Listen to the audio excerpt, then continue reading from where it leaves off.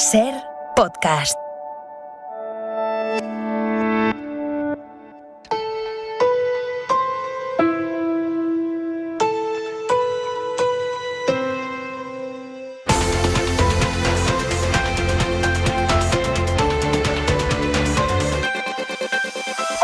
Estamos en vísperas del segundo debate electoral para el 4 de mayo en Madrid. Será ese debate este viernes aquí en la SER a las 11 de la mañana, moderado por Ángeles Barceló y con todos los candidatos a presidir esta comunidad, menos Ayuso, que deja la silla vacía.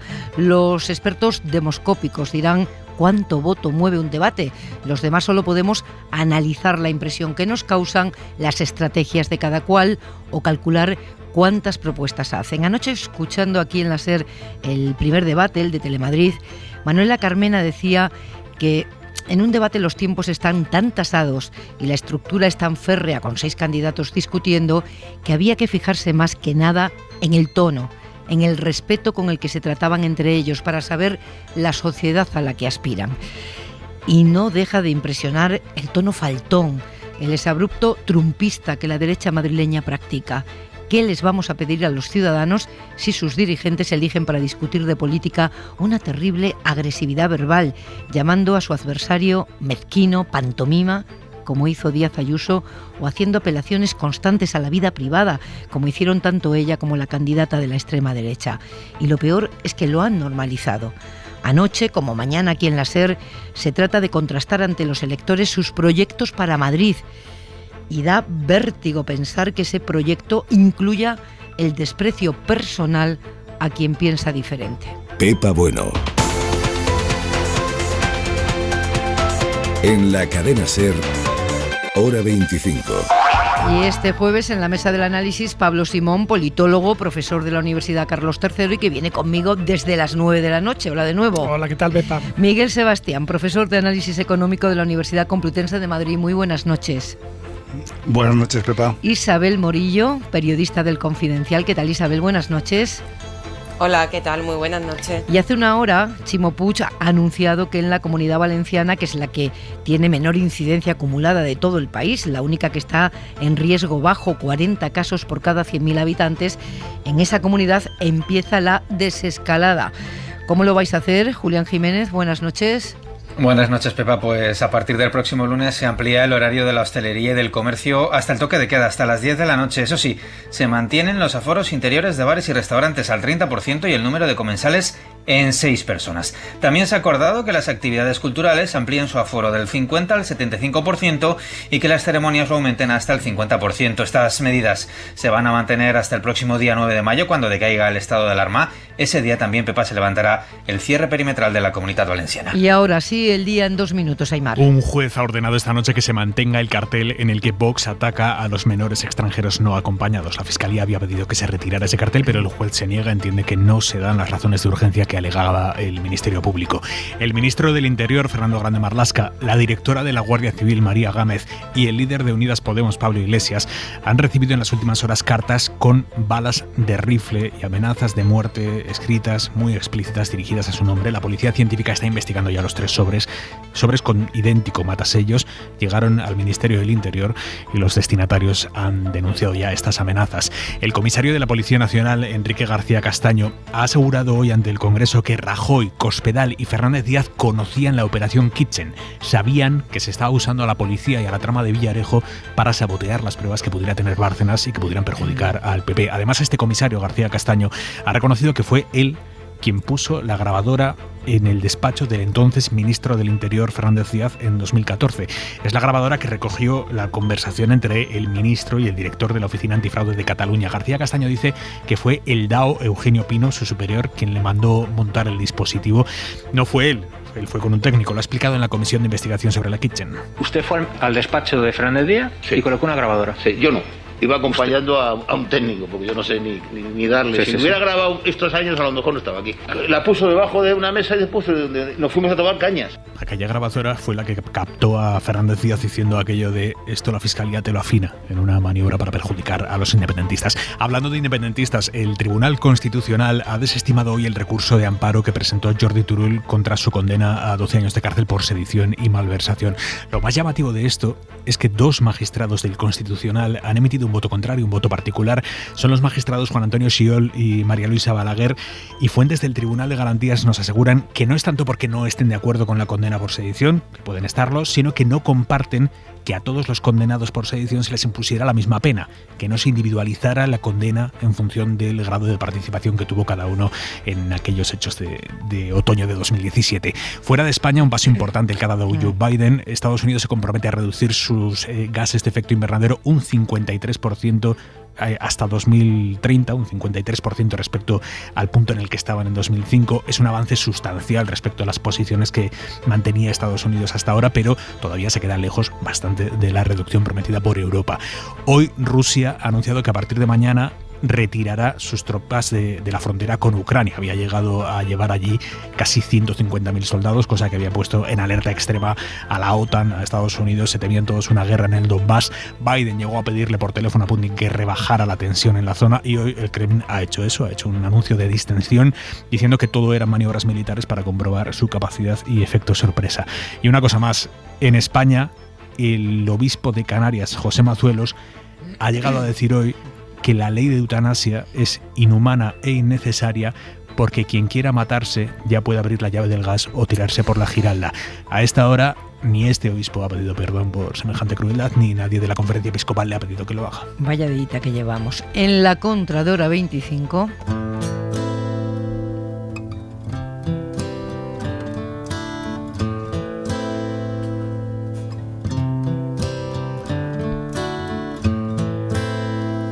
I hurt myself today. Por si le faltaba algo al clima político embarrado que tenemos, esas amenazas de muerte en cartas con balas incluidas que han recibido la directora general de la Guardia Civil, María Gámez, el ministro Marlaska y el líder de Unidas Podemos y candidato en Madrid, Pablo Iglesias. Luego vamos a contarles lo que sabemos de esta historia y la investigación que ya está en marcha, pero Manuel Javois, buenas noches. ¿Qué tal, Pepa? Buenas noches. Tú querías contarnos ya tu impresión. A mí me gustaría que esta noticia nos disgustase, pero que no nos sorprendiese demasiado, o al menos no fingir demasiada sorpresa, porque la dureza extrema de los ataques políticos, muchos ciudadanos la acaban convirtiendo en odio. Y la principal aspiración del odio es destruir lo que odias. Un demócrata que odie lo hará votando hasta que desaparezcas de su vista. Al que no es demócrata no le preocupa tanto la forma en que desaparezcas, si es por amenazas, por miedo, por cansancio. Un ejemplo, en Madrid, ¿qué tiene que ver con esto? En Madrid hay 7 millones de habitantes y 269 menores de edad extranjeros no acompañados, esos chavales que llaman menas. Y Vox ha centrado su campaña en ellos, atribuyéndoles la condición de peligro público. Bueno, es probable que haya más posibilidades de que te caiga un rayo a que te cruces a uno de esos menores en Madrid. Ya no te digo tener la mala suerte de que a ese menor se le dé por empezar a pegarte. Pero ese odio que está en los carteles tiene consecuencias sobre los odiados. Y en ese odio creo que debemos pensar cuando alguien cruza la línea, como en el caso de estas amenazas de muerte a Marlaska, Iglesias o Gámez. Yo me acuerdo de aquel monólogo de Vito Corleone en El Padrino cuando su hijo Michael tenía que volver a Estados Unidos y el padre se reunía con el resto de jefes mafiosos y les decía que él era un hombre muy supersticioso y que si su hijo tenía un accidente o se ahorcaba en la cárcel o su avión caía al océano, él pensaría que sería culpa de sus enemigos. Si pones en la diana a la gente, entiende que si le pasa algo a esa gente, se piense primero en ti, no en la mala suerte, no en la acción individual de un tarado, ni en cualquier circunstancia que no sea el odio que tú mismo te encargaste de propagar. What have I become? My sweetest friend.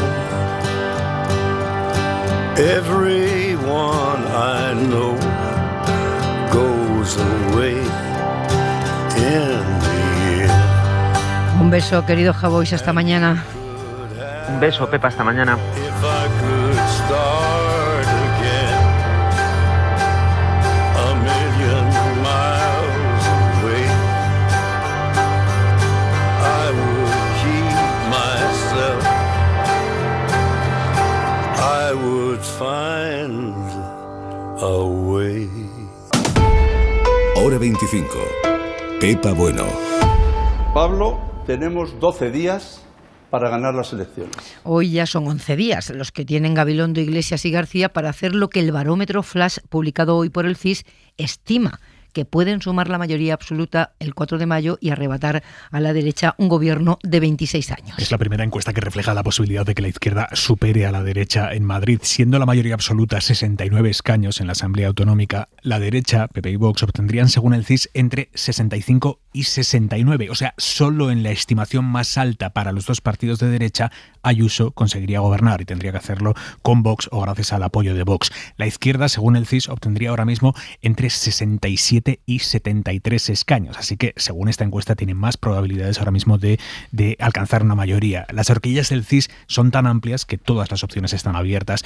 Si bajamos a los datos por partidos, vemos que el PP gana holgadamente, además, con entre 54 y 56 escaños, seguido del PSOE, entre 34 y 36. Tercera fuerza más Madrid, que se sitúa en 22-24 diputados, mientras que Vox y Unidas Podemos se colocan entre 11 y 13. Ciudadanos, según el CIS, no conseguiría llegar al 5%, que es la barrera necesaria para tener representación parlamentaria, así que desaparecería de la Asamblea de Madrid. El barómetro se ha publicado al día siguiente del primer debate anoche entre los candidatos y en vísperas del segundo, que será mañana aquí en la SER. Y entre el CIS y los debates es noche de hablar con los expertos en demoscopia. Narciso Michavila, presidente de GAT3, buenas noches. Muy buenas noches, Pepa. Belén Barreiro, directora de 40DB, buenas noches. Buenas noches, Pepa. Narciso, el CIS es la única encuesta de las publicadas al menos que da más probabilidades a la suma de la izquierda que a la suma de la derecha. ¿Te sorprende? ¿Ves esa probabilidad? A ver, por favor, hablemos con propiedad. Estamos llamando al CIS lo que no es CIS, Pepa. O sea, es un invento de Tezanos, uno más. Y lo digo porque precisamente el CIS tenía un rigor y un prestigio, entre otras cosas mantenido por presidentes que hubo anteriormente, como la propia Belén, ¿no?, que está aquí y a la cual siempre, pues a todos los presidentes del sector les apoyamos y les respetamos muchísimo. Lo que se ha inventado hoy el señor Tezanos es una más. Es decir, es que la estimación no cuadra para nada ni siquiera con sus propios datos. Es decir, no es que el CIS esté dando algo distinto a lo que vemos todos los institutos demoscópicos, es que no cuadra en absoluto con los propios datos. Yo por eso en mi cuenta de Twitter lo he puesto. Se va a desviar más de 10 puntos en la distancia entre el Partido Popular y el Partido Socialista. Y va a volver a ser la peor estimación de todas las publicadas en esta campaña electoral. Belén, ¿tú cómo lo ves, el resultado que estima el CIS? Bueno, a ver, es cierto que en estos momentos el CIS ha sufrido muchos cambios, entre ellos probablemente uno de los más relevantes, un cambio metodológico, ¿no?, que ha pasado a hacer encuestas presenciales, a hacer encuestas telefónicas, y eso hace que las series históricas pues ya no las tengamos, ¿no?, al tener este cambio metodológico. Y luego, por lo demás, si nos vamos a los datos en sí, yo creo que yo sigo insistiendo en que la perspectiva que hay que adoptar para el análisis de estas elecciones es una perspectiva por bloques, ¿no? Es decir, hay que centrarse, claro, en cuánto saca el bloque de la izquierda frente al bloque de la derecha. Entonces, si nos vamos a eso y nos vamos a los datos brutos del CIS, lo que vemos es que la situación no es de una distancia excesiva. Estamos hablando en términos brutos pues de 2-3 puntos a favor de la derecha, y eso es más o menos lo que a nosotros también nos dan nuestros análisis, es decir, que por bloques la situación es más favorable a la derecha que a la izquierda, pero no es una distancia enorme y sobre todo no es una distancia insalvable para la izquierda, entre otras cosas por dos razones: porque la izquierda tiene más indecisos y porque la izquierda tiene todavía a más votantes desmovilizados, aunque se están movilizando cada vez más. Entonces yo creo que con esos dos ingredientes de más indecisión y más margen para crecer en la movilización, esa pequeña distancia que hay a favor de la derecha sí que introduce la posibilidad de que haya sorpresas en relación a lo que están diciendo en general las encuestas. Es verdad que es menos probable que haya esas sorpresas que la haya, pero yo creo que eso no es un escenario que se pueda descartar. Narciso, anoche en el debate en Telemadrid vimos a la izquierda como un bloque con alguna discrepancia entre Gabilondo e Iglesias, pero resuelta con guante blanco, la verdad, y vimos a la derecha en el fragor de la batalla que se está librando ahora mismo en ese espectro ideológico, con cruces agresivos entre Vox y Ciudadanos y con un tono faltón en general de Vox y Ayuso, no de Val, al dirigirse a sus contrincantes. Yo me preguntaba, esas apelaciones personales, ese tono faltón, ¿penaliza? ¿Eso puede inclinar voto? ¿O en el clima de polarización que vivimos no cuenta el tono? Es que, a ver, estamos haciendo análisis pensando que un debate o las últimas ocurrencias o las cosas que puedan pasar estos días o la mera convocatoria a las elecciones va a decidir el voto. Y yo cuando digo esto digo, es que parece que no hemos entendido lo que ha pasado en la sociedad española, especialmente en este caso en la sociedad madrileña, desde que empezó la pandemia. Igual que en Cataluña decía que el efecto Illa no existía porque ya el Partido Socialista recuperaba muchísimo voto antes incluso de la pandemia y que por lo tanto pues el ascenso tan increíble del PSC venía de hace más de 12 meses. En el caso del Partido Popular exactamente igual. Nosotros en mayo del año pasado ya teníamos a Ayuso en el 41%.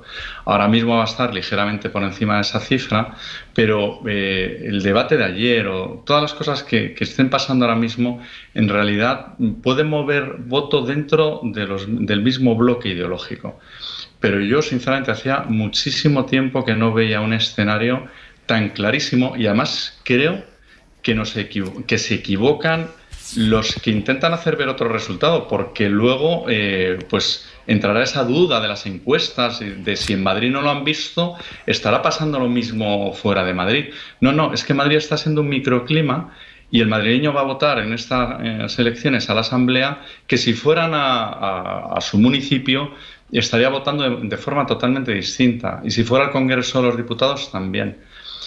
Por eso, pues en el debate, mi análisis con los datos que vamos teniendo es que quien más partido le sacó, sin lugar a dudas, fue Mónica García, la candidata de Más Madrid, y precisamente porque quien está en estos momentos pues perdiendo fuelle es el candidato del Partido Socialista, Ángel Gabilondo.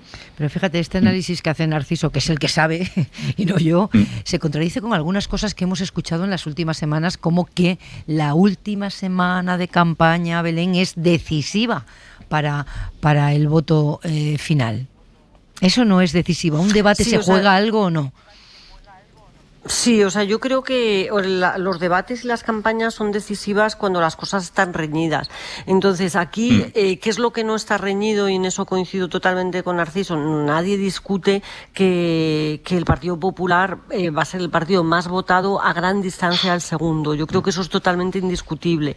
Sin embargo, vuelvo a lo mismo. Si analizamos los resultados por bloques, las cosas sí que están más reñidas, ¿no? Hay incógnitas, además. Está la incógnita de si Ciudadanos entra o no a la Asamblea, y está otra incógnita que yo creo que además ayer se ha hecho todavía más aguda, que es que Vox, en principio todas las encuestas apuntan a que sí entra y digamos de manera más o menos holgada, pero es verdad que estamos viendo movimientos de voto a favor del PP y en detrimento de Vox. Y entonces esos movimientos pueden proseguir o se pueden interrumpir o pueden darse la vuelta. Pero yo no apostaría al 100% a que Vox entra también, entre otras cosas, porque yo creo que esta semana han cruzado una línea muy peligrosa con el discurso de los Mena, que puede, que desde mi punto de vista, de lo que yo conozco de la sociedad madrileña, creo que esa es una frontera en la que no tenían que haber entrado. Yo creo que ahí, o sea, no el votante de derecha es un votante enormemente empático y que no le veo estando a gusto con ese tipo de argumentos. Entonces yo creo que hay un riesgo que el PP se refuerce más y que el Ciudadanos y Vox se sigan debilitando, y si eso ocurre, por mucho que el PP gane a una distancia enorme, el caso es que tampoco le va a dar eso para gobernar en solitario, y es ahí donde yo creo que están las incógnitas. Es decir, que en términos de escaños estamos hablando, y en términos al final de suma de bloques por voto, estamos hablando de diferencias muy pequeñas, o por lo menos que entran dentro de los márgenes de error de las encuestas, y es ahí donde tanto la campaña electoral como los debates son completamente decisivos, ¿no? He tenido la impresión de que quería decir algo Narciso. Sí, no, que coincido con Belén, que la campaña de los Menas, que curiosamente, tanto que se quejan de la colectivización de las personas, bueno, pues venir a colectivizar a menores y además no acompañados extranjeros, yo creo que es un gran error y no le aporta votos. Sin embargo, también tengo clarísimo por los datos de encuesta y por el conocimiento del electorado madrileño que tanto Podemos, una vez que Iglesias ha decidido encabezar esa candidatura, como Vox tienen garantizado de sobra el poder estar en la Asamblea. Y por encima de Unidas Podemos estará Más Madrid. Y Ciudadanos, bueno, podría terminar dando la sorpresa y entrar, pero la realidad es que en este momento lo tenemos a bastante distancia del umbral de entrada. No olvidemos que Madrid, el listón de entrada es del 5%, que es bastante complicado. Muy abierto, dejamos el movimiento de los bloques, el movimiento de los bloques. Belén, ¿cómo le afecta a Ayuso no estar mañana en el debate de la SER? ¿Tiene efecto entre los votantes, los indecisos, ver a los demás debatir y su silla vacía? No, yo creo que en este caso ella sabe que ir al debate no le suma, ¿no? Primero porque tampoco es la mejor candidata en un debate, ¿no? Segundo porque después de lo que vimos ayer, de esta división tan profunda que hay en la derecha, realmente le suma todavía menos, ¿no? Entonces yo creo que eso, bueno, son cálculos electorales que en su caso obviamente pues está bien hecho, porque ya no es una persona que sume en los debates, así como hay otros candidatos que sí que se crecen, pues ella no, ni le suma ni lo necesita en estos momentos, ¿no? En todo caso, perdona Pepa, los debates son decisivos y muy importantes cuando no hay mucha participación y sirven para animar al voto.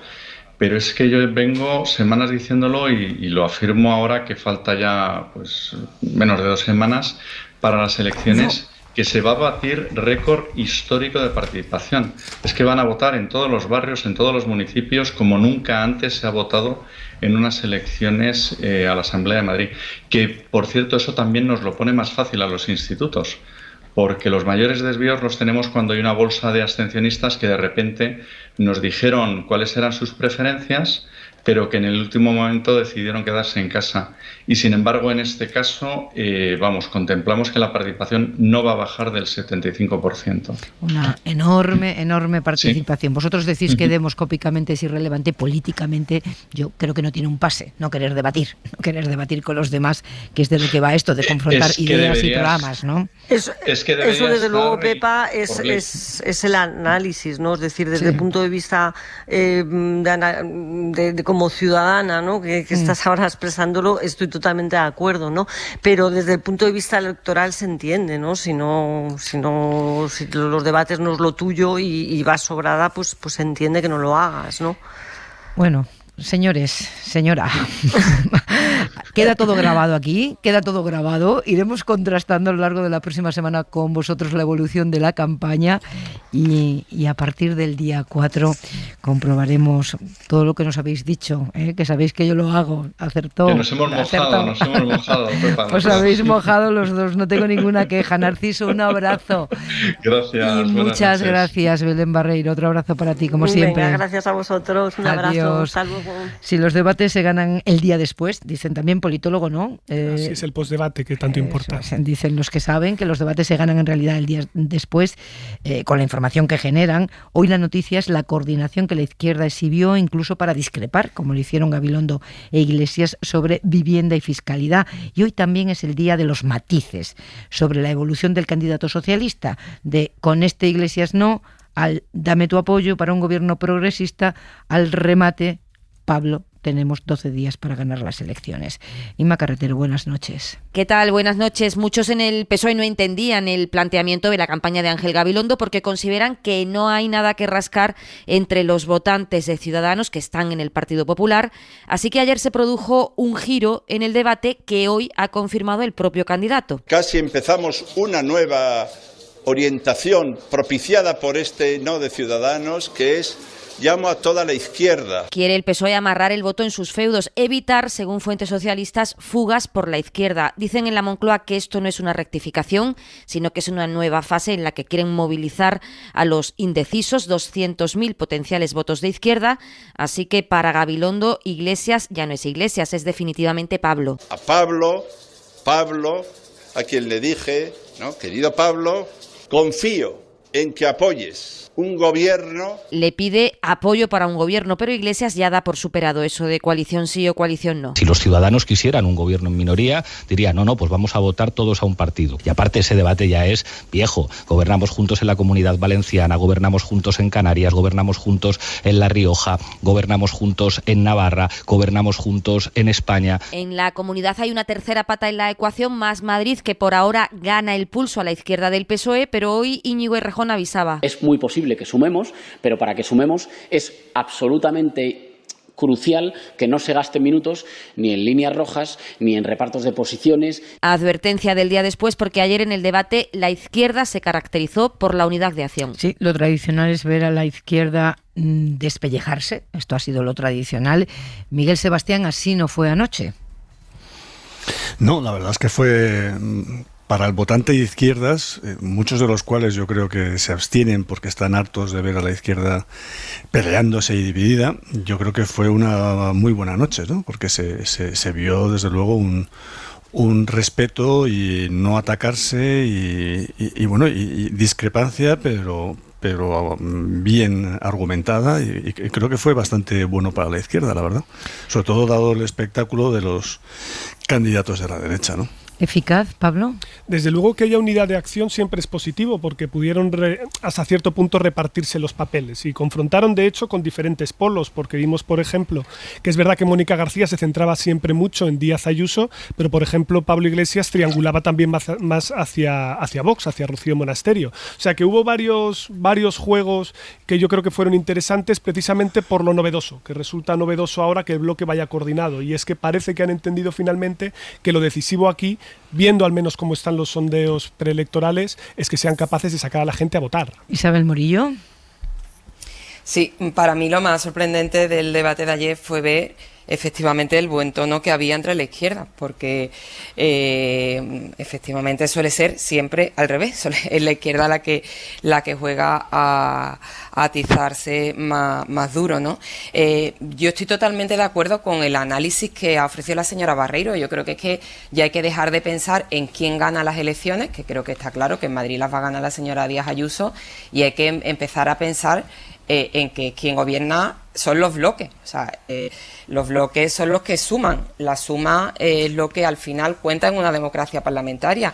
Y yo vi ayer a unos candidatos de la izquierda que son perfectamente complementarios, esa es la verdad, cada uno en su registro, porque nada tiene que ver el tono de Gabilondo con el de Pablo Iglesias o con la candidata Mónica García, que cuanto más la veo, más creo que acertó Más Madrid en desechar desde el primer minuto esa oferta, para mi gusto envenenada, de Unidas Podemos de ir juntos bajo la tutela de Iglesias. Creo que Mónica García es la gran candidata que hay ahora mismo en las elecciones de Madrid, sin duda, por lo menos yo así lo considero.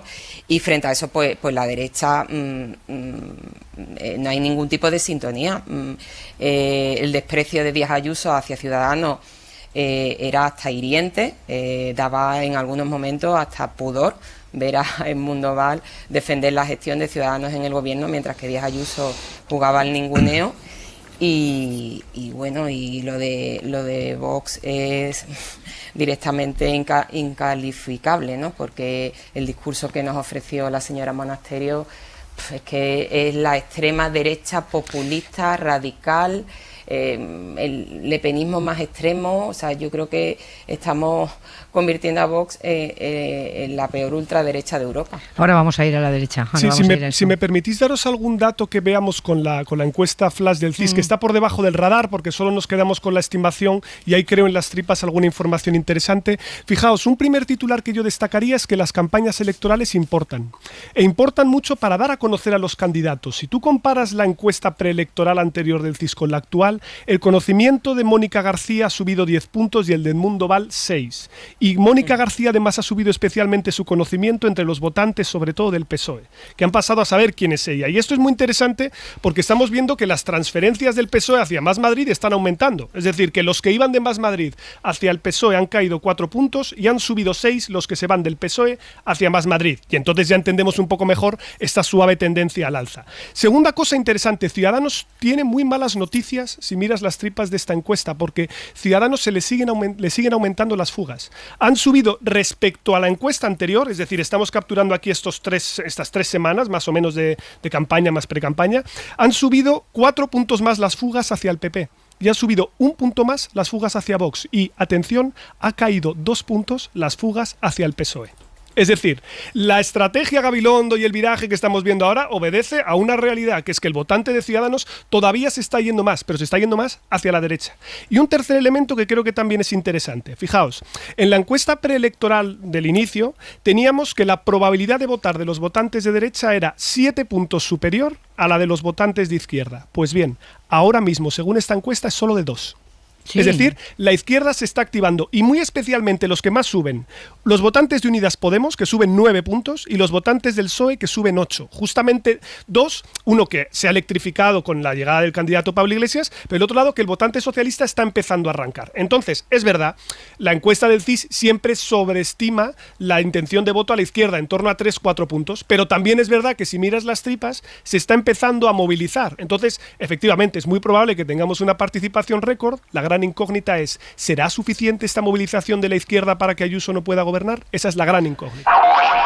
La derecha española está en plena ebullición, arañándose centímetros de espacio, y eso fue muy evidente en el debate de anoche. Pero además de su pelea dentelladas por el espacio, fue particularmente llamativo. A mí me llamó la atención, desde luego, el contraste de tonos en general, porque en el fragor de la batalla, en algún momento todos entraron al barro, pero las candidatas de PP y Vox fueron particularmente faltonas con sus oponentes.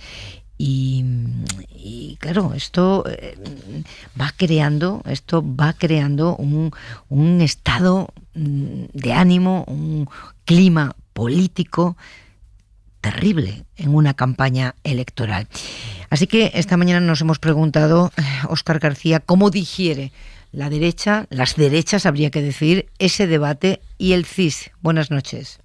Hola Pepa, buenas noches. Pues con respecto al debate, hay quien deja entreabierta la puerta a la autocrítica. Siempre pienso que se podía haber hecho más, siempre pienso que se podían haber hecho más cosas. Hay quien hoy sigue instalado en la confrontación. El señor Iglesias, a mí no se atrevía a dirigirme mucho la palabra, pero a lanzarnos piedras sí. Y hay quien salió muy satisfecho. Salí muy contento del debate. Tanto que aunque el CIS vuelve a dejar a Ciudadanos fuera de la Asamblea, Arrimadas considera que con el empujón del debate aún son más los ciudadanos que pueden tener claro que Edmundo Val es el mejor candidato. Tanto Vox, no confiamos nunca en Tezanos y en el CIS, como el Partido Popular, del CIS lo único que pedimos es la carta de dimisión del señor Tezanos. Han evitado comentar hoy la encuesta flash del CIS y han preferido centrarse en el giro de Gabilondo. Caretas fuera. Se quitó la careta. Al señor Gabilondo, que se disfraza con piel de cordero. En Ciudadanos dicen que lo veían venir. Que el pack está hecho, lo dijo ayer. No sé si se le escapó o lo reconoció. Y en cierta medida hay alivio y satisfacción, porque según Edmundo Val... Y eso lo que va a provocar es que el espacio de centro se ensanche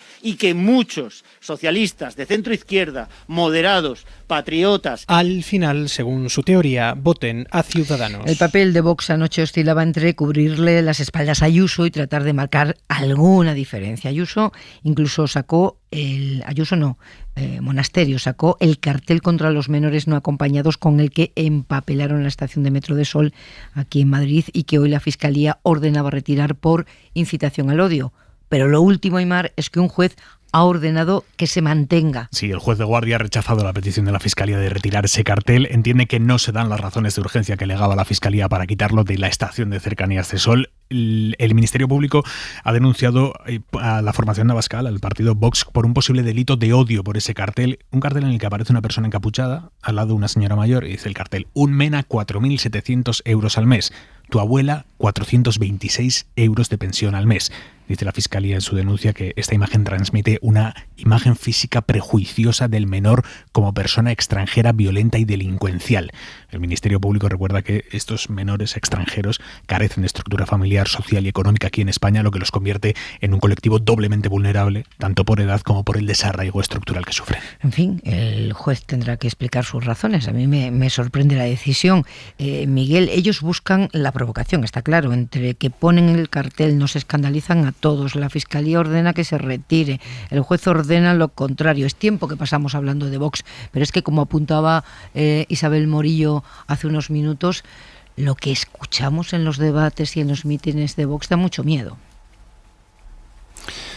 Sí, no, la verdad es que ayer se veía que el Monasterio estaba continuamente provocando, hacía el trabajo sucio, ¿no? Continuamente provocando a Pablo Iglesias, y sí que es verdad que Pablo Iglesias resistió bastante y siempre se refería a Díaz Ayuso, hasta que ya no pudo más y ya fue un poco a por Monasterio, ¿no? Pero fue una provocación constante. También fue muy desagradable escuchar de Díaz Ayuso a Gabilondo el decir, pues ya no va a tener mi apoyo para ser defensor del pueblo, y algo así como ya vaya si de mí deshaciendo depende, las cajas, si de mí depende, y vaya deshaciendo las cajas, una cosa realmente bochornosa, ¿no? Para una presidenta de una de las regiones más importantes de Europa y la región más importante, por lo menos en términos de renta per cápita de España, comportarse de esa forma tan barrio bajera, podemos decir, ¿no? Pero fíjate me que sorprendió mucho el tono del debate ayer. Sí, que los demoscópicos no me han aclarado si esto penaliza. Claramente no debe penalizar, ¿no? No debe penalizar. Yo creo, fíjate, yo si lo junto esto con el porcentaje de indecisos, yo ahí soy un poquitín más optimista, en el sentido de que yo creo que sí que puede penalizarles, en el sentido de movilizar a estos indecisos, es decir, mira, yo por aquí no paso, no pensaba votar a nadie, pero ya con esto voy a votar a, yo que sé, a Gabilondo, por ejemplo, ¿no? o a Mónica, que estuvieron los dos, creo, bastante bien, ¿no? Algo, yo creo que ahí sí que puede haber algún efecto, ¿no? Pero sí, es lamentable que realmente este tipo de improperios y de actitudes pues no penalicen. Yo espero que algo sí que penalice, ¿no? Algún día se determinará a dónde nos condujo la provocación y el todo vale. Hoy lo que vemos es que el ministro del Interior, Grande Marlaska, la directora general de la Guardia Civil, María Gámez, y el líder de Unidas Podemos y candidato a la Comunidad de Madrid, Pablo Iglesias, han recibido 3 amenazas de muerte acompañadas de balas. Tienes 10 días para dimitir, dice la carta anónima. El tiempo lo tienes en contra para los taponazos, refiriéndose a un posible disparo. Ana Terradillos, buenas noches. ¿Qué tal? Buenas noches, Pepa. Sí, los 3 sobres tienen el mismo matasellos. Es un matasellos del pasado lunes 19 de abril y la policía científica investiga ya cuál puede ser el origen de esta amenaza. Los 3 sobres contienen balas del calibre 7,62. Son balas utilizadas para diferentes tipos de rifles, por ejemplo el ZedMet, el Winchester y también el Mauser, anterior al ZedMet, que se usaba en la Guerra Civil. Marlaska e Iglesias han recibido hoy los sobres y el ministro del Interior ya lo ha denunciado esta misma tarde en el Congreso de los Diputados, en la comisaría que hay en el Congreso. Iglesias lo hará en las próximas horas y la directora de la Guardia Civil lo hizo ayer porque recibió ayer esta amenaza. Los textos de Marlaska y de la Guardia Civil al menos son muy similares. El que amenaza les da un plazo de 10 días para dimitir, asegurando que se les ha acabado el tiempo, en un texto en el que aparece Policía Nacional y Guardia Civil y que acaba diciendo: el tiempo lo tienes en contra para los taponazos. Balística investiga ya también de dónde han podido salir estas balas. Hay respuesta del presidente del Gobierno, Pedro Sánchez, en Twitter y de muchos políticos. Dice Pedro Sánchez: nuestra rotunda condena ante estas amenazas. Para afrontar cualquier discrepancia, la palabra. Ante las amenazas y la violencia, justicia y democracia. Enrique López, portavoz de Justicia del PP a nivel nacional, consejero en la Comunidad de Madrid, escribe: estas acciones recuerdan a los años de plomo del País Vasco y a los peores de la historia reciente de España. En democracia solo hay adversarios políticos, nunca enemigos. Mónica García, candidata de Más Madrid a la presidencia de la Comunidad, dice: el odio y la violencia no tienen cabida en nuestra sociedad. Y una última voz, Pablo Echenique, portavoz parlamentario de Unidas Podemos: Iglesias, Marlaska y la directora de la Guardia Civil reciben amenazas de muerte con balas de fusil reglamentario, mientras Olona de Vox dice en el Congreso que los que fantasean con fusilar a 26 millones de españoles son su gente. ¿Hace falta dibujar un croquis?, se pregunta Echenique. Siempre cuando ocurre algo como esto, no es la primera vez, pero hoy son 3 y a personas muy determinadas, una amenaza de muerte muy clara y muy evidente. Siempre tienes la duda entre darle visibilidad, ¿no?, que probablemente es una parte de lo que busca quien haya hecho esta barbaridad, y ningunear una amenaza que puede ser seria, Pablo. Desde luego que sí, yo entiendo el debate, pero así todo, a mí lo que me gustaría insistir mucho es en qué medida la polarización política que estamos viendo se está traduciendo en polarización afectiva, y creo que hay que distinguir los dos términos porque es importante hacerlo.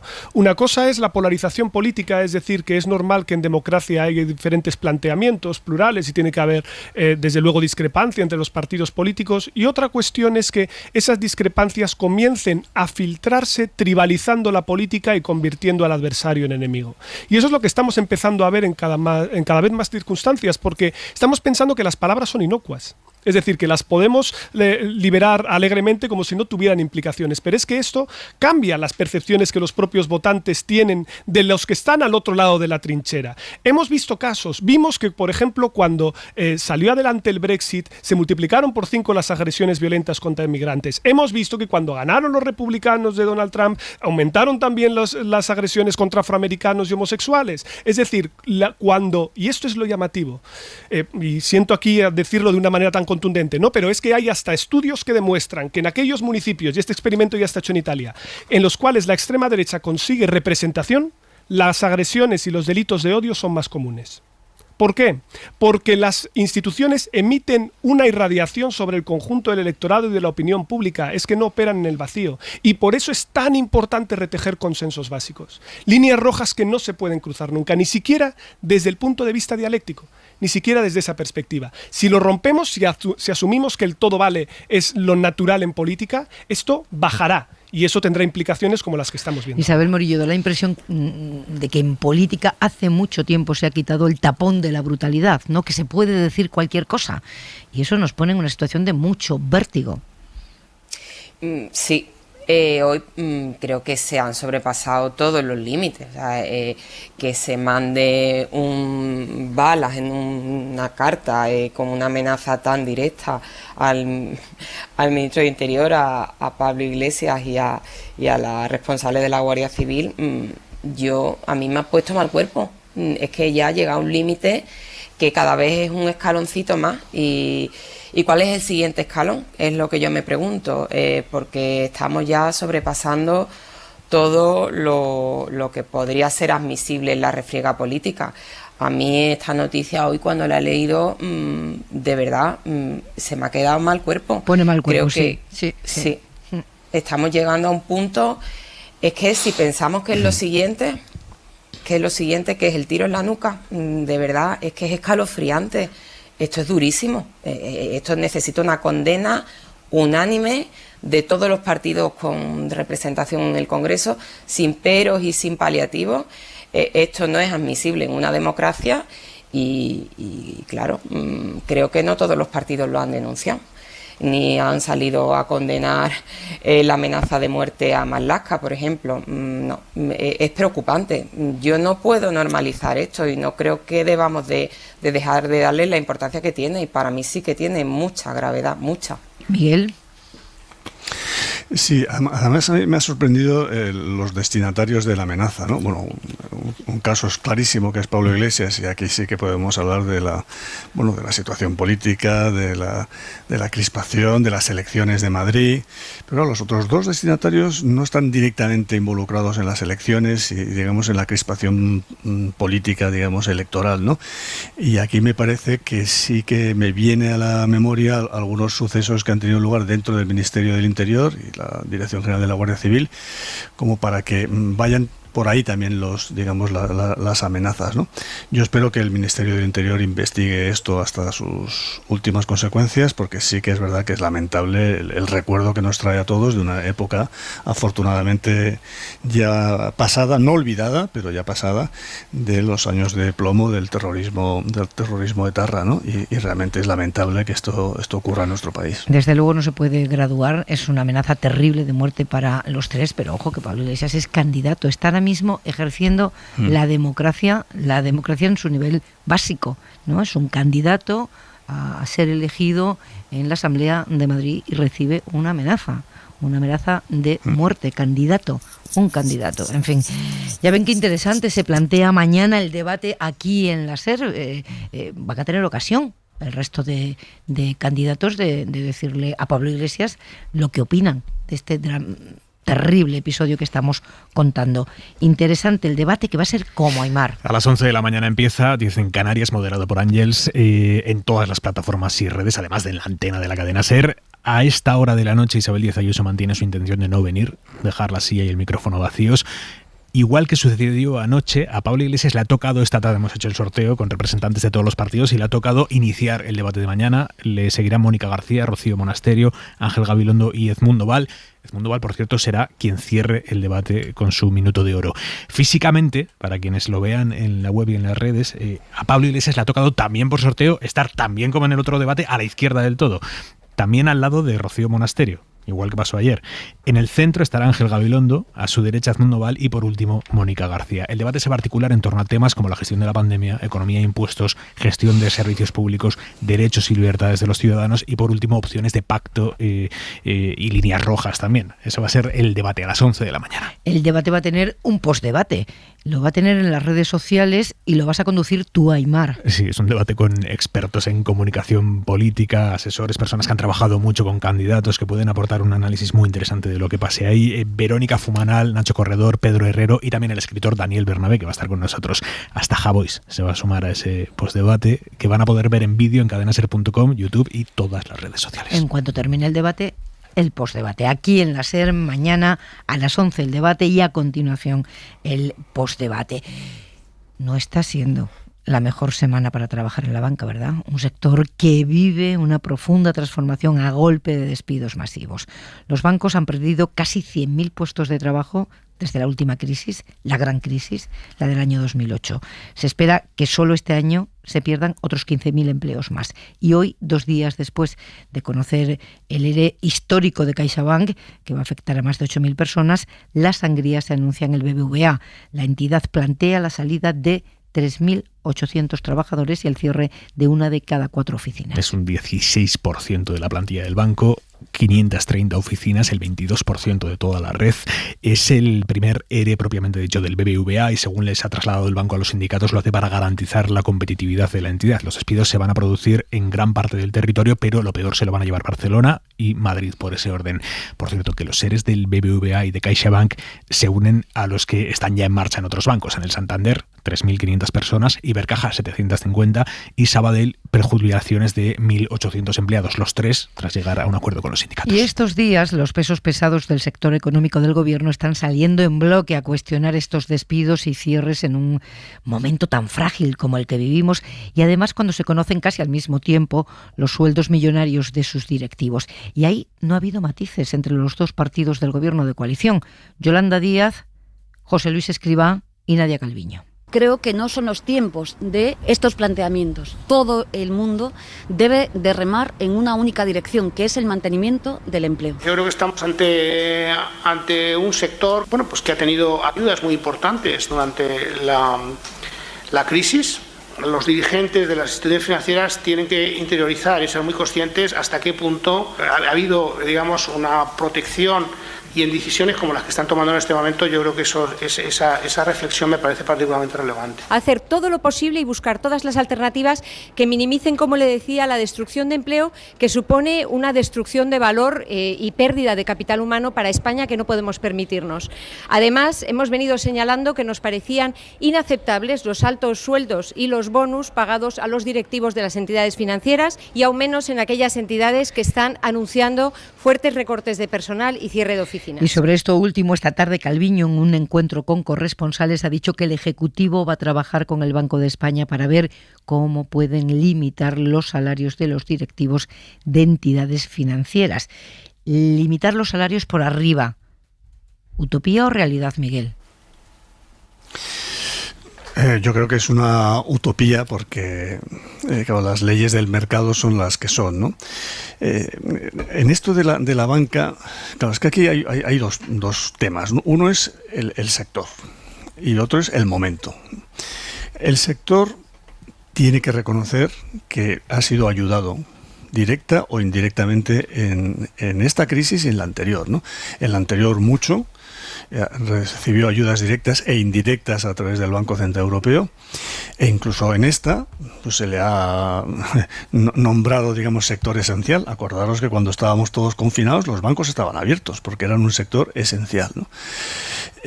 Pese a ello, es verdad que tienen problemas estructurales los bancos, no solamente por el tema tecnológico, la digitalización, sino también por la caída de los tipos de interés. Es muy difícil gestionar un banco con tipos de interés negativos, eso estoy de acuerdo.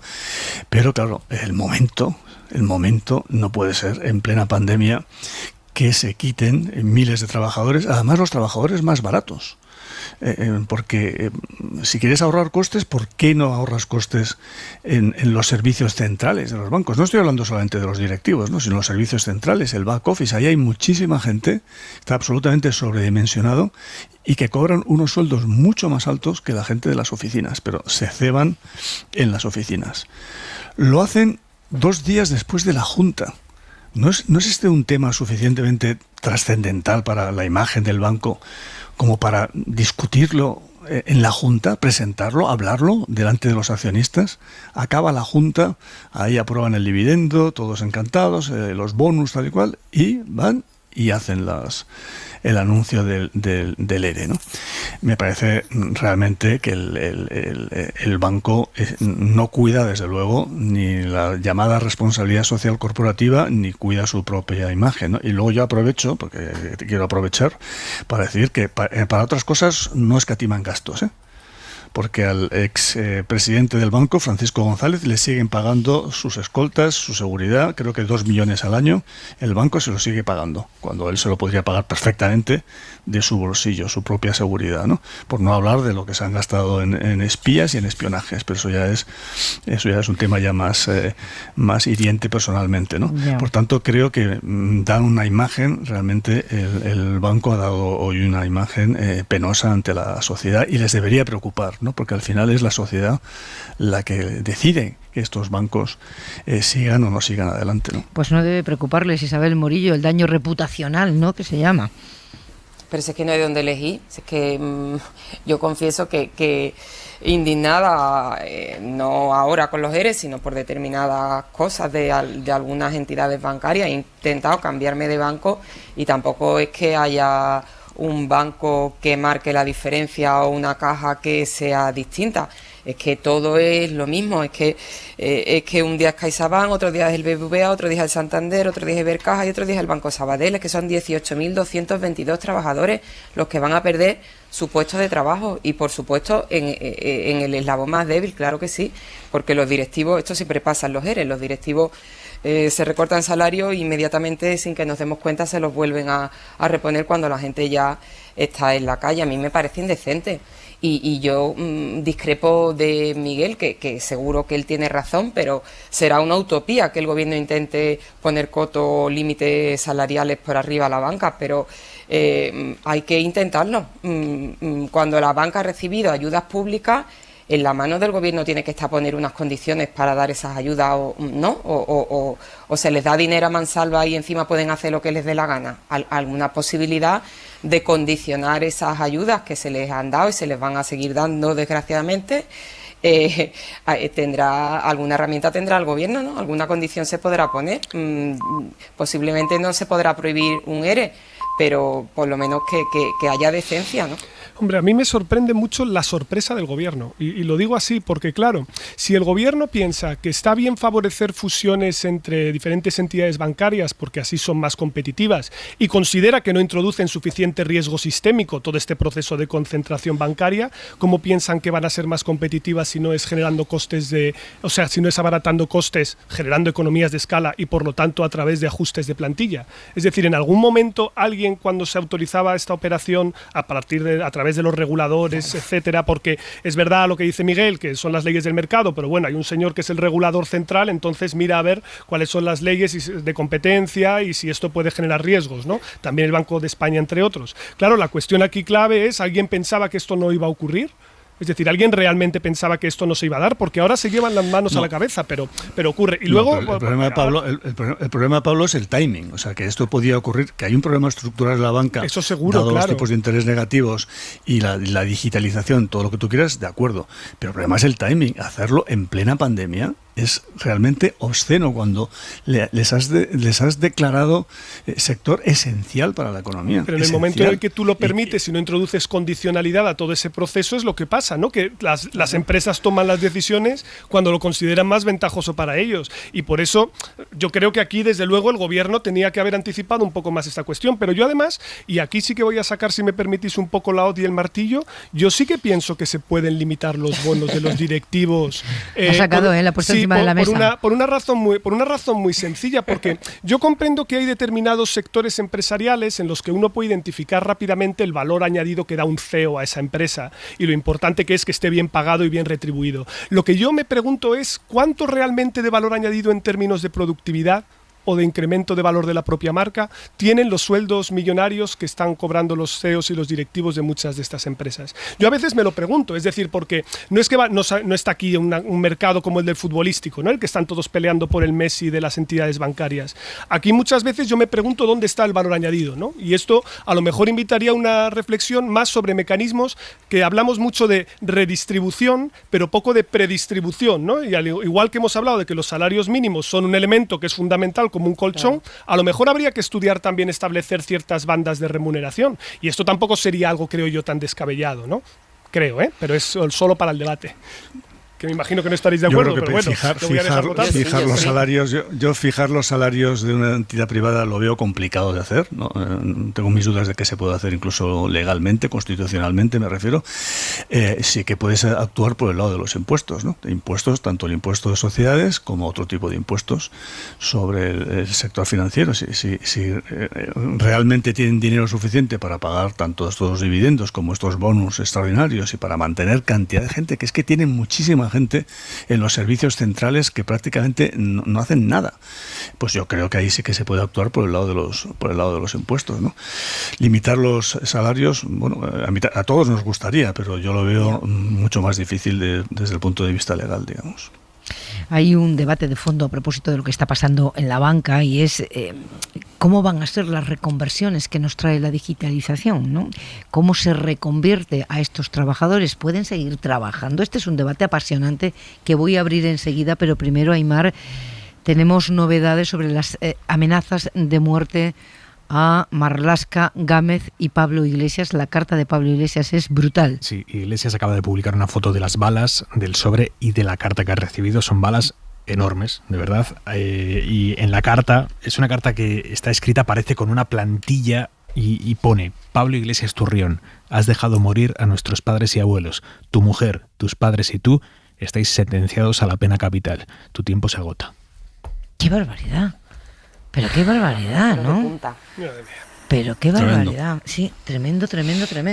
Iba a poner la denuncia, ¿no? No sabemos si la ha puesto ya o la pone mañana, igual antes de venir al debate aquí en en la SER. Por Pablo cierto, Iglesias. silencio a esta hora por parte de Vox en la cuenta oficial del partido. Nada. Tampoco en la cuenta de Santiago Abascal ni en la de Rocío Monasterio hay ninguna condena a estos hechos. Por parte del PP ya hemos dicho que sí se han producido condenas. Sí, por parte del portavoz nacional del partido y por parte de su portavoz en justicia. Tremendo el lenguaje, tremenda la amenaza, tremenda la... En fin, un espanto del que ya hemos hablado, pero que el literal de la carta no hace sino añadir horror al horror. La verdad es que cuesta volver, ¿no?, a los temas que nos ocupan cuando vemos que de fondo hay alguien que está compartiendo sociedad con nosotros y que es capaz de escribir lo que acabamos de escuchar, Isabel, y está compartiendo con nosotros la vida, ¿no? Sí, es durísimo. De verdad, solo queda esperar que la policía haga su trabajo lo mejor posible cuanto antes con el origen de esas amenazas y caiga todo el peso de la ley sobre quien haga algo así, que es intolerable, de verdad. Es que tengo los pelos de punta, no es una exageración, yo no sé si estoy sugestionada, pero es durísimo. Es muy duro, sí. Y yo os voy a intentar animar, porque os veo así muy pesimistas. Yo creo firmemente en los servicios de información de la Guardia Civil. Tenemos unos servicios de información de la Guardia Civil magníficos y estoy seguro de que esto lo van a averiguar, sacar adelante. Lo van a averiguar. Y pronto además. O sea que confiemos que esto, además creo que se lo van a tomar en serio porque es muy grave. Es y muy además gravísimo. afecta a su jefa directa y a su jefe, ¿no? O sea que creo que se lo van a tomar en serio y van a actuar inmediatamente y como confío plenamente en ellos, yo creo que se resolverá. Y a la par, que aproveche la política para hacer pedagogía, no estaría de más, que este episodio... Eso ya lo veo más difícil. Pues tendría que ser más fácil. Tendría que ser más fácil que la aprovecharan para hacer pedagogía y ser conscientes de lo que decía hace unos minutos Pablo Simón, que las palabras pesan, los que alimentan el odio todavía no han salido a denunciar una barbaridad como esta. Luego ellos, cuando les tiran piedra, todos tenemos que salir a condenarlo. Claro que lo condenamos, pero todavía Vox no ha salido a denunciar y a clamar contra la barbaridad de esta amenaza. Y tienen una representación en el Parlamento con ¿cuántos diputados? 50 y... ¿Cuántos? 52. En fin, yo no estoy optimista hoy, es verdad, estoy pesimista, pero muy mal. Nos quedan unos 15 minutos que quiero aprovechar para un debate que es muy interesante. Estos seres en la banca ponen de relieve algo que venimos viendo desde que la digitalización se instaló en tantos ámbitos de nuestra vida. Nuestra vida privada está absolutamente instalada. La transformación que vive y que va a vivir el mercado de trabajo en muchos sectores es brutal, y aunque es seguro que muchos de los que pierdan su empleo actual van a encontrar nuevos caminos, nuevas oportunidades, otros tantos se quedarán en y no sabemos cómo. Y esa transformación nos obliga a afrontar este debate que os propongo. ¿Qué se puede hacer con estos trabajos, con estos trabajadores? ¿Se puede reconvertir un sector como el financiero, por ejemplo, sin perder tantos empleos? Porque es evidente que la evolución del mercado laboral va a hacer desaparecer muchos puestos de trabajo que se van a quedar obsoletos, funciones que ya no forman parte de nuestro día a día. ¿Cómo hacer una reconversión que no deja la intemperie a tantos trabajadores a los que llevo toda la semana muy pesada con esto? Porque además les estamos diciendo que no se jubilen, que sigan trabajando más allá de la jubilación oficial. Bueno, yo creo que tenemos que cambiar un poco el chip en el siguiente sentido, y somos conscientes de que la cuarta revolución tecnológica está aquí, está generando un enorme proceso de destrucción creativa, están surgiendo muchos puestos de trabajo, algoritmos y robotización está generando cambios muy intensos en nuestras economías, esto es lo que está pasando ahora, pero tenemos que intentar pensar que aquí lo importante es proteger al trabajador y no al puesto de trabajo. Y me explico porque creo que esto es fundamental. A la hora de la verdad tenemos dos tipos de políticas que creo pueden ser las más eficaces para tratar de ayudar a que muchos de estos sectores no se queden atrás. La primera y fundamental son las políticas de reciclaje. Es decir, tenemos que ser capaces de reconvertir sectores con capacidad de aprender y de desarrollarse, y esto pasa, por ejemplo, por revisar muy a fondo las políticas activas de empleo, que en España, desde luego, necesitan un buen flete, es decir, políticas de capacitación de nuestros trabajadores, sabiendo que nuestro trabajo cambiará a lo mejor dentro de 2-3 años, pero nos podremos adaptar fácilmente. Y evidentemente no todos los sectores van a ser igualmente fáciles de reconvertir, pero los trabajadores es en quienes tenemos que invertir más, sobre todo los más vulnerables, y aquí me fijo en unos muy concretos: los mayores de 50. ¿vale? Los mayores de 50 son justamente un colectivo aquí clave, que el reciclaje y la capacitación les puede ayudar mucho. Y segundo, hay un artículo interesantísimo publicado por Rueda y Lindbeck a propósito de cómo la robotización puede cambiar nuestras percepciones sobre la redistribución. Y ellos han encontrado algo muy interesante, que es que la exposición a perder tu puesto de trabajo por estas cuestiones, reciclaje, robotización, etcétera, genera que la gente quiera pagar más impuestos y que haya más servicios públicos universales. Y dices, ¿por qué? Pues muy fácil. Si vamos a tener que estar saltando toda la vida de taburete en taburete, necesitamos una red de seguridad. Y esa red de seguridad nos tiene que proteger si nos caemos por el camino. Por lo tanto, en el fondo, curiosamente, y esto es un efecto que ellos ven interclase, justamente de lo que estamos hablando aquí es de que hay que volver casi al estado primitivo. Es decir, el Estado tiene que ser una compañía de seguros contra imprevistos. Y perder el trabajo va a ser algo que va a ocurrir mucho más. Y por lo tanto necesitamos una red mucho más tupida. Esto es hablar de una reforma institucional de la leche. Pero al menos yo creo que son el tipo de debates que tenemos que ir poco a poco teniendo. Pues algunas propuestas para la Comunidad de Madrid van exactamente en la dirección contraria. Desde luego, ya. En dirección contraria al curso de la historia, por lo que estamos viendo. Miguel. Toda revolución tecnológica destruye a corto plazo empleo, sobre todo en algunos sectores, ¿no? Pero al final el balance es positivo, porque las economías crecen gracias a la revolución tecnológica y por tanto el crecimiento económico es el que lleva de la mano el crecimiento del empleo, ¿no? Surgirán nuevos empleos, ¿no? Y surgirán empleos en sectores que ya existen, ¿no? Como el sector del ocio, el sector del turismo, el sector. Eso decimos siempre los optimistas, que yo lo soy, digo, que habrá nuevas cosas. Pero y en el mientras tanto, Miguel, en el mientras tanto. En el mientras tanto tiene que ser gradual. O sea, digamos, los ajustes del empleo, y ahí sí que creo que los gobiernos deben intervenir, ¿no? Los ajustes del empleo que se requieran, dado, digamos, los cambios estructurales, tienen que ser graduales y tienen que ser suficientemente lentos como para permitir una recualificación de los trabajadores para que puedan ir a otros sectores, ¿no?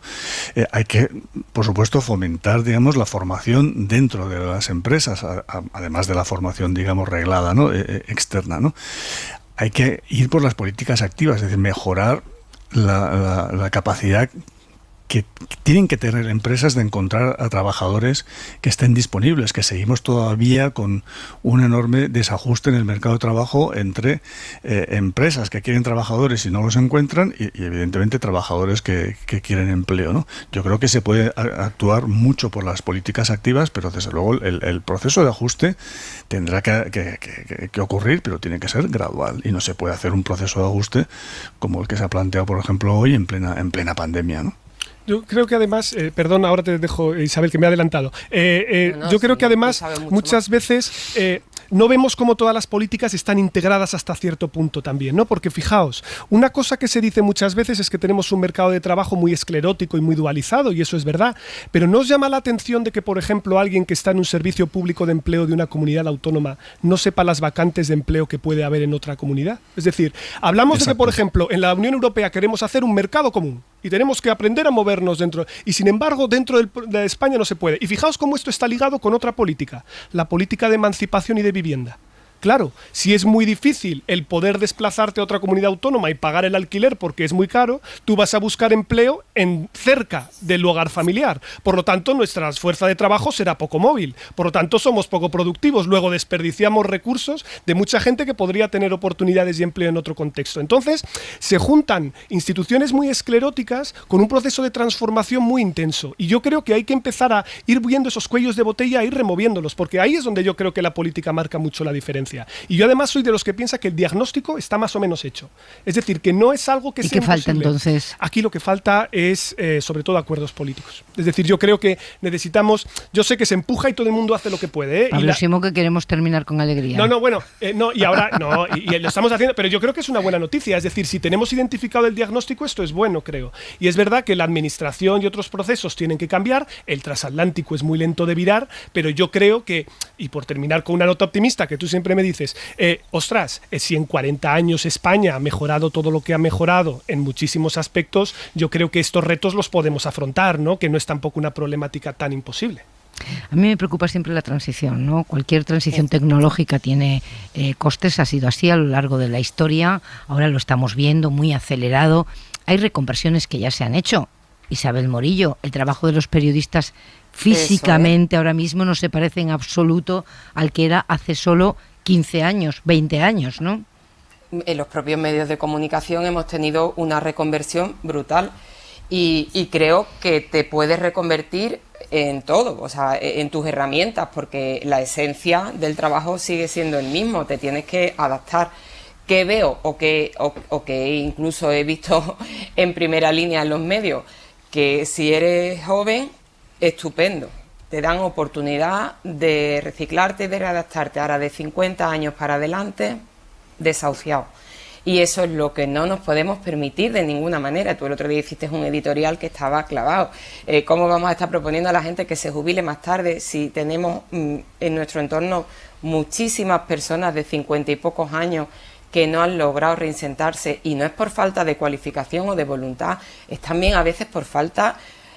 necesitamos un cambio de mentalidad. No se puede desahuciar laboralmente a la gente con 50 y pocos años porque tienen muchísimo que aportar, pero muchísimo.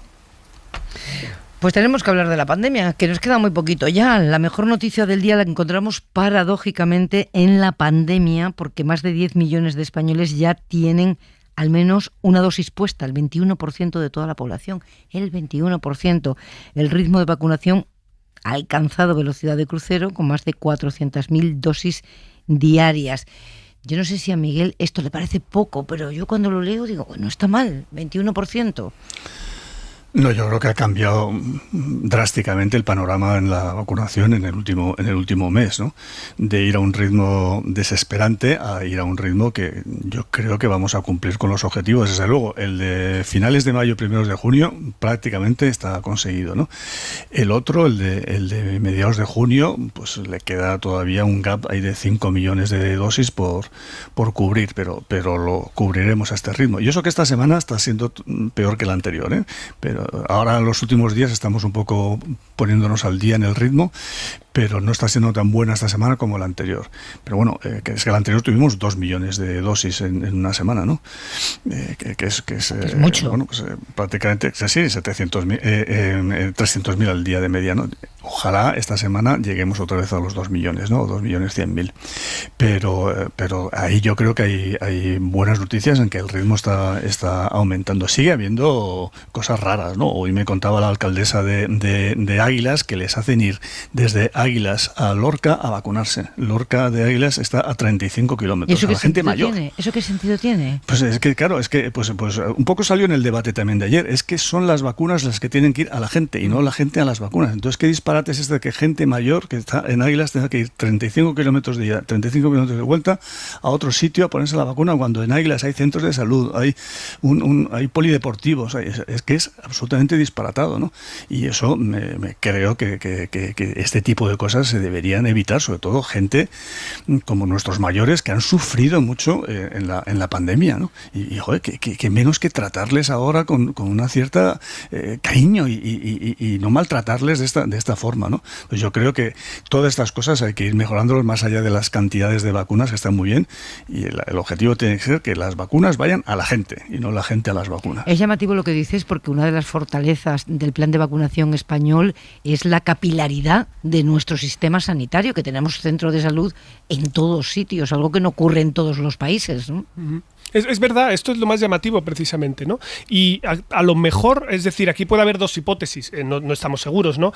Una posible es que efectivamente los stocks de vacunas sean muy complicados de almacenar y estén considerando que es más fácil gestionarlo de manera centralizada, porque a lo mejor no en todos los centros de salud de a pie, digamos, o los primarios, tienen los mecanismos para poder hacerlo. No lo sé, porque como no soy especialista no tengo ni idea. Esto desde luego es una buena pregunta, ¿no? Para indagar. Pero del otro lado también, bueno, en algunos casos estamos viendo casi finalidades finalidad propagandística, ¿no? Yo creo que el caso de la Comunidad de Madrid es muy específico en ese sentido, en el que lo que se quiere es sacar pecho de un determinado hospital muy concreto, que creo que todos los españoles, por desgracia, ya lo conocen, porque parece que solo existe ese hospital en España, porque solo hablamos de él. Pero, y por volver otra vez a ponernos optimistas, porque vamos a terminar un poco más alto el jueves, yo creo que incluso el propio humor social está cambiando, ¿no? Es decir, todos en nuestro entorno, si no estamos vacunados, ya empezamos a conocer a gente que está vacunada. Entonces yo creo que eso ya cambia también incluso el humor, el empezar a ver una luz al final del túnel que también se agradece. ¿Qué falta nos hacía? ¿Y la pandemia cómo va, Miguel? Porque, en fin, no sabemos si es ola, olita, ¿en qué estamos ahora mismo? A mí me molesta mucho lo de la olita. Ya. Se ha sobrepasado en abril, y todavía llevamos 22 días, los 2.000 muertos. Entonces, creo que hay que ser un poco sensible con el tema. O sea, ya 2.000 muertos en lo que llevamos de abril, esto no se le puede llamar olita. Ya. Eso en primer lugar. Y luego, es verdad que no está subiendo, nada que ver con la tercera ola, pero tampoco está bajando, ¿eh? Esto está subiendo lentamente, pero está subiendo. Y a mí no me gusta nada los datos de los 2 últimos días, que ya no me vengan con el cuento de la Semana Santa, no sé qué, pero todo eso ya se ha pasado, lo de la Semana Santa. Claro, más de 10.000 casos al día, estamos hablando de que eso acaba siendo, si se repitiera en el tiempo, acaba siendo una incidencia de 300, ¿no? Y eso no nos lo podemos permitir. Por lo tanto, creo que necesitamos ver ya varios días con datos por debajo de los 7.000, de los 6.000, para que empezar a ver que esto está cayendo. Y luego hay mucha asimetría, que están unas regiones que van muy bien y otras que van muy mal, ¿no? Fíjate Valencia con 40 casos, ¿no? Lo cual demuestra que el confinamiento perimetral ha funcionado, porque si no estaría todo homogenizado, ¿no? Y bueno, a mí me preocupa que va a pasar ahora cuando se levante todo esto, ¿no? Ojalá digamos, sigamos yendo estables o a la baja, pero yo creo que hay que seguir estando alerta, a pesar de que el ritmo de vacunación sin duda está ayudando y va a seguir ayudando cada vez más, ¿no? Cuando se levante todo esto es cuando se levante el estado de alarma el día 9 de mayo, si es que no hay novedad aquí ya entonces, porque de momento el gobierno sigue empeñado en levantarlo en esa fecha, pese, en fin, a que las comunidades autónomas de todos los colores, bueno, básicamente las del PP y hasta sus socios parlamentarios están pidiendo o prorrogarlo o tener alguna herramienta jurídica alternativa para que las comunidades puedan limitar derechos fundamentales. Esto lo veremos a partir del día 9. Todos tenéis en vuestro entorno gente vacunada ya, ¿no? Sí. No estoy preguntando porque lo vi, por supuesto, ¿no? Tú también, Isabel. Sí. Como niño. Yo sí tengo gente vacunada, pero mis padres todavía no. Ostras. Miguel está vacunado, de hecho. Miguel nos contó aquí que sí. Yo estoy vacunado. Fíjate, como para no conocerte. Con el día 3. ¿Y no has tenido ninguna reacción? ¿Y has estado bien? Nada. Además, AstraZeneca, yo soy de los que quiere la segunda de AstraZeneca. Bueno, pues yo quiero más AstraZeneca. Ya, pero no vas a poder elegir, ¿eh? No vas a poder elegir, ¿no? No vas a poder elegir. Bueno, si me han puesto la primera de AstraZeneca, digo yo que podré pedir la segunda, digo yo, ¿no? Porque me dijeron, aquí está usted el pinchazo y le llamaremos para la segunda en 10 o 12 semanas, que me pareció mucho, pero bueno. Entonces, hombre, me gustaría que me pusieran la segunda. Si la de AstraZeneca además no la quiere mucha gente, yo sí. No desandemos el camino, que esto no es a la carta, Miguel Sebastián, esto no es a la carta. No desandemos camino, ¿eh? No es a la carta, es ponerme la segunda dosis que me corresponde después de haberme puesto la primera. ¿Con qué nos vamos? Voluntario, al revés. ¿Con qué nos vamos, Aimar? Pues mira, te voy a contar el último avance apasionante que ha conseguido hoy el ser humano, generar oxígeno en Marte. Es la primera vez que los humanos logramos producir en otro planeta oxígeno que se puede respirar. De momento muy poquito, 5 gramos, pero bueno, es un primer paso. Esto lo ha conseguido el robot que la NASA envió a Marte, que está haciendo cosas nuevas y muy apasionantes cada día. El miércoles voló un dron, hoy ha conseguido generar oxígeno. Lo que os digo, es muy poco, pero es suficiente para que un astronauta pueda respirar 10 minutos, que algo, es un primer paso y es la demostración sobre todo de que si mandamos un aparato mucho mayor o con mucha más potencia en el futuro, pues se podrían generar espacios respirables en Marte. Nos mira Pablo Simón como si estuviéramos locos. Es que nos encanta este tipo de información en este programa. En 10 años terraformación y eso va a ser Marte ciudad de vacaciones. En 10 años, hora 25 desde Marte, señores.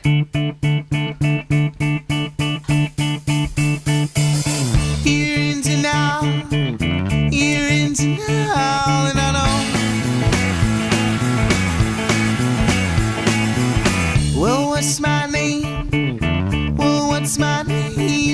don't know. Baby, if it's our fault, maybe I can reach you in the morning. Pablo Simón, Isabel Morillo, Miguel Sebastián, buena semana, un beso. Un abrazo fuerte, Un beso. Cuidaos. Un beso. Que descansen ustedes, volvemos mañana, buenas noches. What's my name? Oh, what's my name? I don't know. Baby, if you tell the phone, maybe I can meet you in the morning. Call me if you're on your own, and maybe I can meet you in the morning.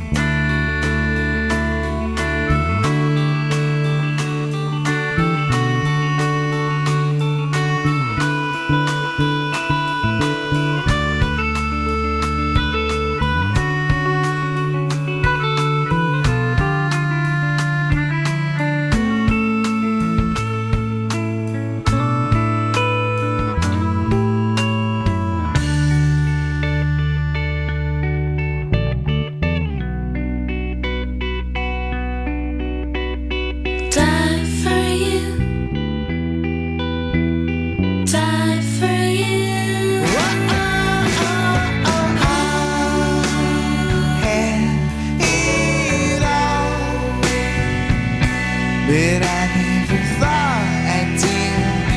No, no, no, no, I never thought I did. Whoa, had it all. But I never thought I did. No, no, no, no, I never thought I did.